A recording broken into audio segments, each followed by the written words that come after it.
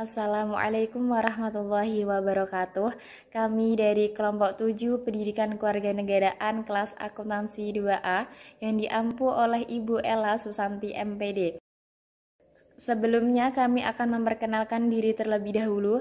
Saya Rizky Nailil Husna, NIM 2021-2038 sebagai moderator. Kemudian Rosalia Winda Oktaviani, NIM 2021-2003 sebagai penyaji 1. Kemudian Adinda Renita Dwi Sekar Arum, NIM 2021-2031 sebagai penyaji 2. Kemudian Lisa Nurul Humaida, NIM 2021-2040 sebagai penyaji 3, kemudian Expian Pralasda NIM 2021-2043 sebagai penyaji 4.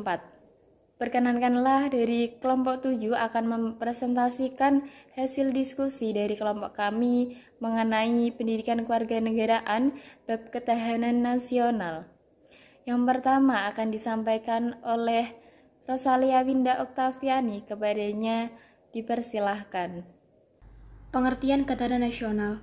Menurut Lembaga Ketahanan Nasional, ketahanan nasional adalah kondisi dinamis bangsa Indonesia yang berisi keuletan dan ketangguhan dalam menghadapi dan mengatasi segala ancaman, gangguan, hambatan, dan tantangan, baik yang datang dari luar maupun dari dalam negeri, secara langsung atau tidak langsung, yang dapat membahayakan integritas, identitas, serta kelangsungan hidup bangsa dan negara.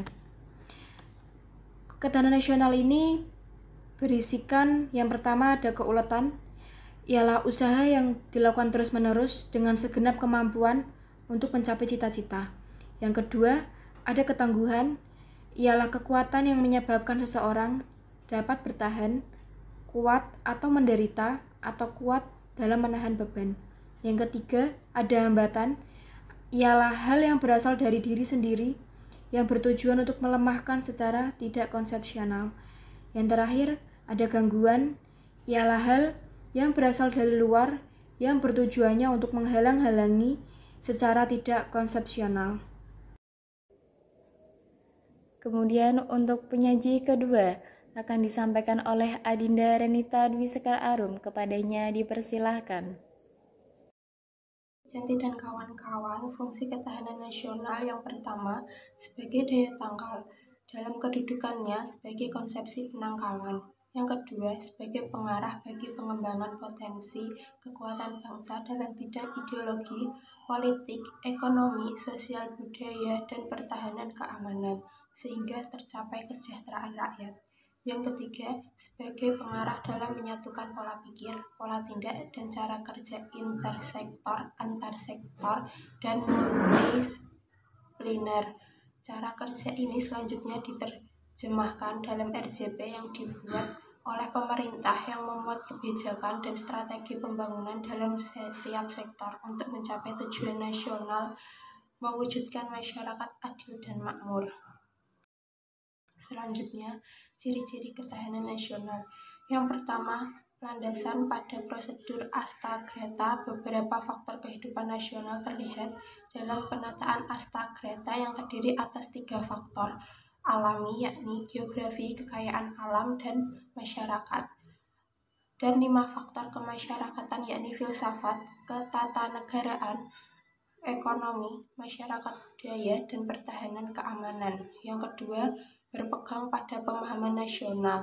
Yang ketiga, peraturan hakiki bagi negara berkembang.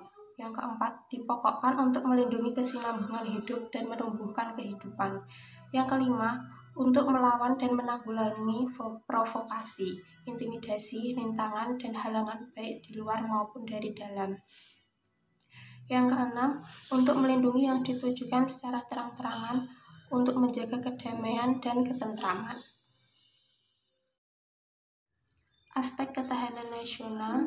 Yang pertama, aspek alamiah atau trigatra, meliputi yang pertama, letak geografis, yang kedua, keadaan dan kekayaan alam, yang ketiga, keadaan dan kemampuan penduduk.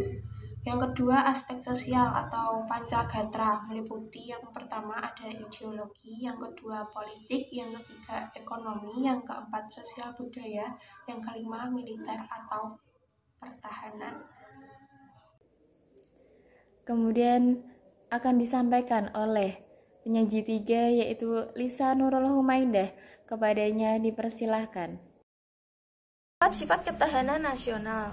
Yang pertama, mandiri, yaitu ketahanan nasional percaya pada kemampuan dan kekuatan sendiri, serta pada keuletan dan ketangguhan yang mengandung prinsip tidak mudah menyerah dengan tumpuan pada identitas, integritas, dan kepribadian bangsa. Yang kedua, dinamis. Ketahanan nasional tidaklah tetap, di mana ketahanan nasional dapat meningkat atau menurun tergantung pada situasi dan kondisi bangsa dan negaranya. Ketiga, manunggal. Ketahanan nasional memiliki sifat integratif, yang diartikan terwujudnya kesatuan dan perpaduan yang seimbang, serasi, dan selaras di antara seluruh aspek kehidupan bermasyarakat, berbangsa, dan bernegara. Yang keempat, wibawa. Keberhasilan pembinaan ketahanan nasional Indonesia secara berlanjut dan berkesinambungan akan meningkatkan kemampuan dan kekuatan bangsa.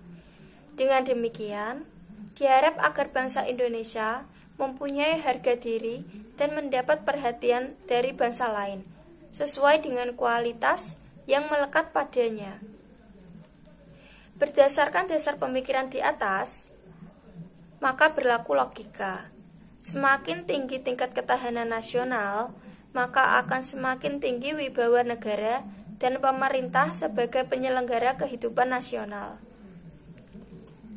Yang kelima, konsultasi dan kerjasama, yaitu konsepsi ketahanan nasional Indonesia tidak mengutamakan sikap konfrontatif dan antagonis, tidak mengandalkan kekuasaan dan kekuatan fisik semata, tetapi lebih mengutamakan sikap konsultatif, kerjasama, serta saling menghargai dengan mengandalkan kekuatan moral dan kepribadian bangsa. Selanjutnya, kedudukan ketahanan nasional. Kedudukan ketahanan nasional merupakan suatu ajaran yang diyakini kebenarannya oleh seluruh bangsa Indonesia, serta merupakan cara terbaik yang perlu diimplementasikan secara berlanjut dalam rangka membina kondisi kehidupan nasional yang ingin diwujudkan. Wawasan Nusantara dan ketahanan nasional berkedudukan sebagai landasan konseptual yang didasari oleh Pancasila sebagai landasan ideal dan Undang-Undang Dasar sebagai landasan konstitusional dalam paradigma pembangunan nasional. Kemudian akan disampaikan oleh Exvian Pralasda sebagai penyaji 4. Kepadanya dipersilahkan. Di sini saya akan menjelaskan mengenai keberhasilan ketahanan nasional di Indonesia. Sejak merdeka, negara Indonesia tidak luput dari gejolak dan ancaman yang membahayakan kelangsungan hidup bangsa. Tetapi bangsa Indonesia mampu mempertahankan kemerdekaan dan kedaulatannya dari agresi Belanda dan mampu menegakkan wibawa pemerintahan dari gerakan separatis. Ditinjau dari geopolitik dan geostrategi, dengan posisi geografis, sumber daya alam dan jumlah serta kemampuan penduduk telah menempatkan Indonesia menjadi ajang persaingan kepentingan dan perebutan pengaruh antar negara besar. Untuk itu, bangsa Indonesia harus memiliki keuletan dan ketangguhan yang mengandung kemampuan mengembangkan kekuatan nasional sehingga berhasil mengatasi setiap bentuk tantangan, hambatan, ancaman, dan gangguan dari manapun datangnya. Dalam keberhasilan ketahanan nasional di Indonesia terdapat aspek utama. Yang pertama yaitu kesejahteraan dan keamanan. Kesejahteraan dan keamanan adalah dua aspek dari ketahanan nasional yang dapat dibedakan tetapi tak dapat dipisahkan.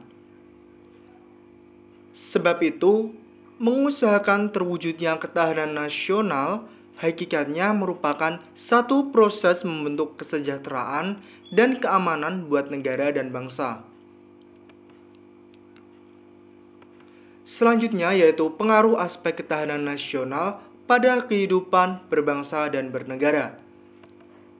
Yang pertama, pengaruh aspek ideologi. Yang kedua, ideologi Pancasila. Yang ketiga, ketahanan pada aspek ideologi. Yang keempat, ketahanan pada aspek politik. Yang kelima, ketahanan pada aspek ekonomi. Yang keenam, ketahanan pada aspek sosial budaya. Yang ketujuh, keberhasilan yang diperoleh dari ketahanan nasional. Yang terakhir yakni kesimpulan. Dari beberapa penyampaian di atas dapat disimpulkan bahwa ketahanan nasional adalah kondisi dinamis bangsa Indonesia yang berisi keuletan dan ketangguhan dalam menghadapi dan mengatasi segala ancaman, gangguan, hambatan, dan tantangan, baik yang datang dari luar maupun dari dalam negeri secara langsung atau tidak langsung, yang dapat membahayakan integritas, identitas, serta kelangsungan hidup bangsa dan negara. Cukup sekian dari presentasi kelompok 7. Kemudian akan kami tutup. Terima kasih atas perhatiannya. Mohon maaf bila ada kekurangan. Sekian dan terima kasih. Wassalamualaikum warahmatullahi wabarakatuh.